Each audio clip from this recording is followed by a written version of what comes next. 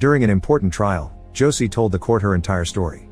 The year was 1989, and Josie was still married, but her husband was abusive and liked to beat her up. One day Josie had enough and ran away with her kids Sammy and Karen. They went all the way to northern Minnesota to stay with Josie's parents, Hank and Alice, but the first thing Hank asked her was if her husband had caught her with another man. He'd been ashamed of her since young Alice got pregnant in high school, and she didn't know if her boyfriend Bobby, who was always getting frisky in public, was the father. Josie stayed with her parents, but it was difficult to have returned to her childhood home where everyone knew her kids didn't belong to the same father and now judged her for having left her husband. Even her own parents had to deal with the gossip. One day, while working in the hair salon, Josie reconnected with her old friend Glory, the first woman to work in the local mine where Hank works too. She offered Josie a position there, which would allow her to make enough money not to need her parents' help anymore. When she shared her decision with her folks, Hank didn't take it well, accusing her of wanting to be a lesbian and not being apt to do a man's job. Before she was accepted into the company though, she had to go through a very invasive test with a gynecologist to prove she wasn't pregnant because her word wasn't enough. One afternoon, her ex-husband showed up at the house to see Karen while Sammy ignored him because he wasn't his father. Josie kicked him out while Hank had hoped they would talk, and afterward, Alice told her that accepting the job at the mine would bring shame to the family.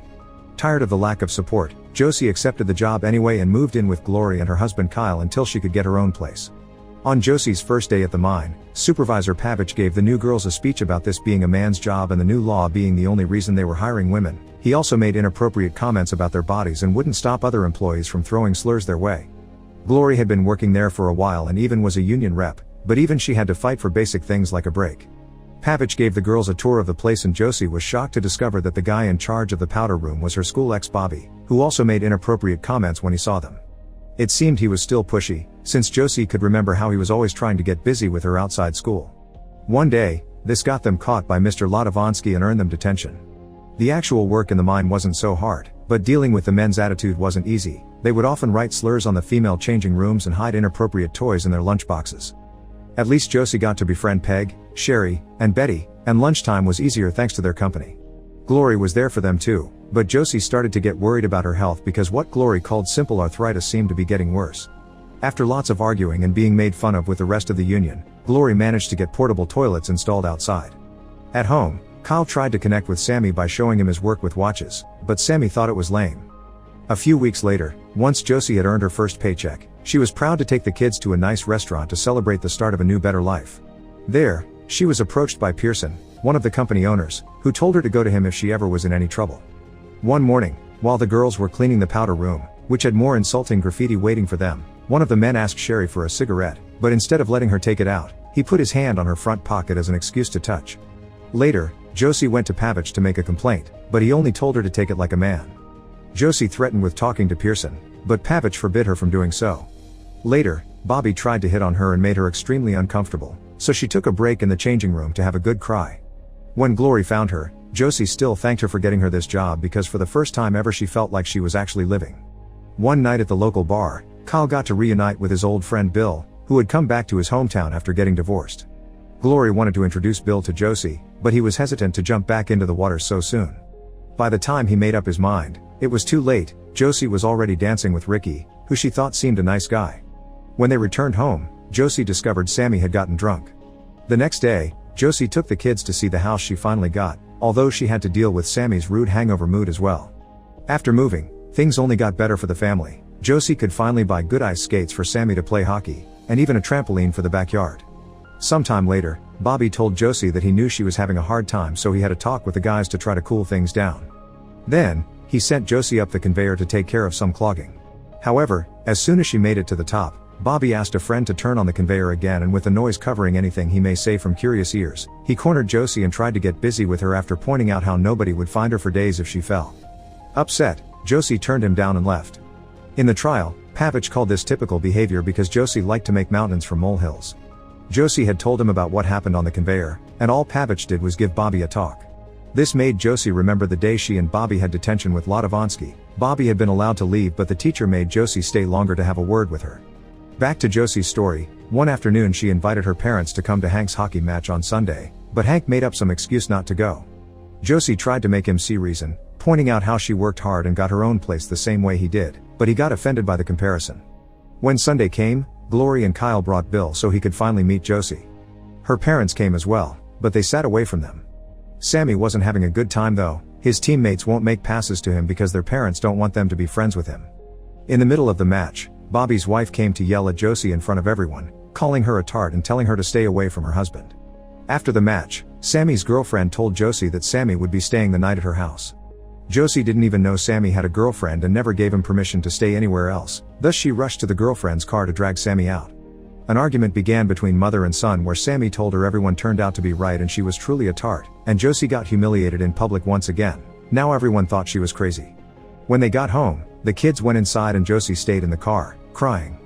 Back to the trial, Peg was telling everyone how after that day, Josie lost it and kept ranting to her female coworkers that they shouldn't take it anymore and nobody was protecting them. She also said that the men never bothered her, which was untrue. They also painted insulting graffiti on the machine she worked at and teased her for it. Whenever the women got together after work, Josie tried to convince them to go see Pearson together, but they were too afraid to lose their jobs or to get even more harassed for being tattletales. What made it the most difficult was the lack of Glory's presence. She wasn't going to work or to their girls' night because she was getting sicker by the day. Sometime later, when Josie was using the portable toilet, the men began to shake it until it dropped on the floor and Josie came out of it covered in toilet water, barely able to stand up until Ricky helped her. The next day Josie drove to the city to have a talk with Pearson, only to find out Pavich had gotten there first. Having Pavich's version of the events, Pearson refused to hear Josie out and told her he would make her the favor of allowing her to resign now instead of handing in the usual 2 weeks' notice. Josie refused to quit though, which prompted Pearson to tell her to stop stirring her female coworkers and visiting the men's beds to instead work harder. At home, Sammy wasn't talking to Josie, didn't want to hang out with her either, and came home at whatever time he wanted. He also quit the hockey team without letting his mom know. Some days later, Josie visited Glory and found out she had Lou Gehrig's disease, so she could barely move. Kyle stayed supportive of his wife through these hard times, and Josie couldn't help feeling a bit of envy. One morning, the women arrived at work to discover the men had written insults and slurs on the walls of their changing room using excrement. Because this was a reaction to Josie going to Pearson, the other women make her clean it all.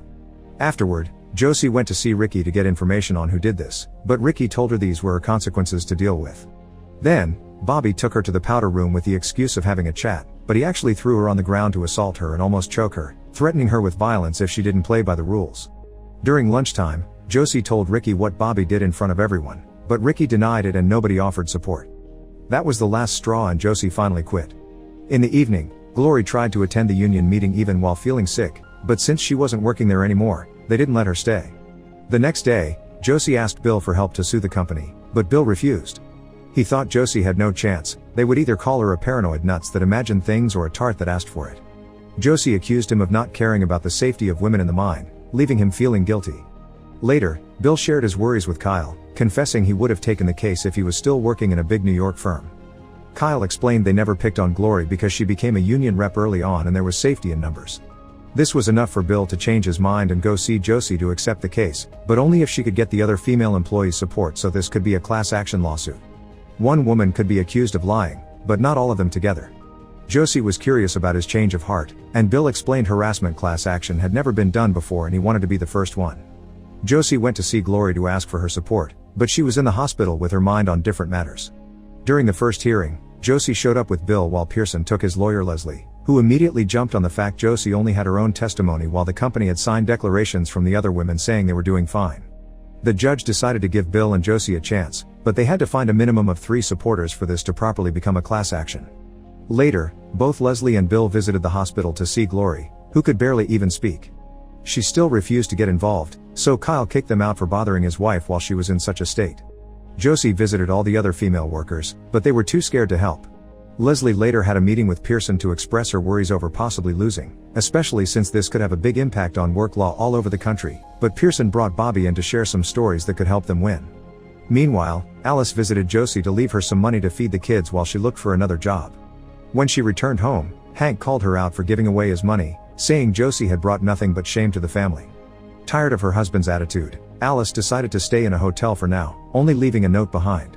Sometime later, Josie and Bill attended a union meeting, where Bobby was at the microphone saying he didn't do anything and insulting her.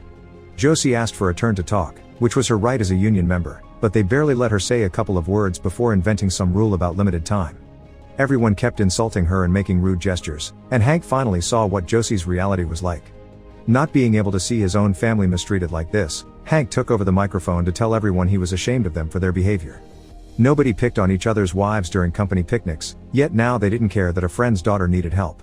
Hank declared nobody in the room was his friend anymore, and the only person he wasn't ashamed of was his daughter, yet when they left, all the men clapped for him for standing up for his beliefs.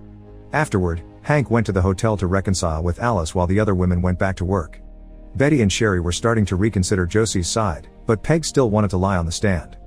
Things only got worse when Sherry opened her locker and found a man's seat on her clothes. During the trial, Leslie kept pressuring Josie about her history of lovers, claiming she had had a ton. She also brought Latavansky to the courthouse while she let everyone know Josie was already a tart as a teenager, and she even made passes at her teacher.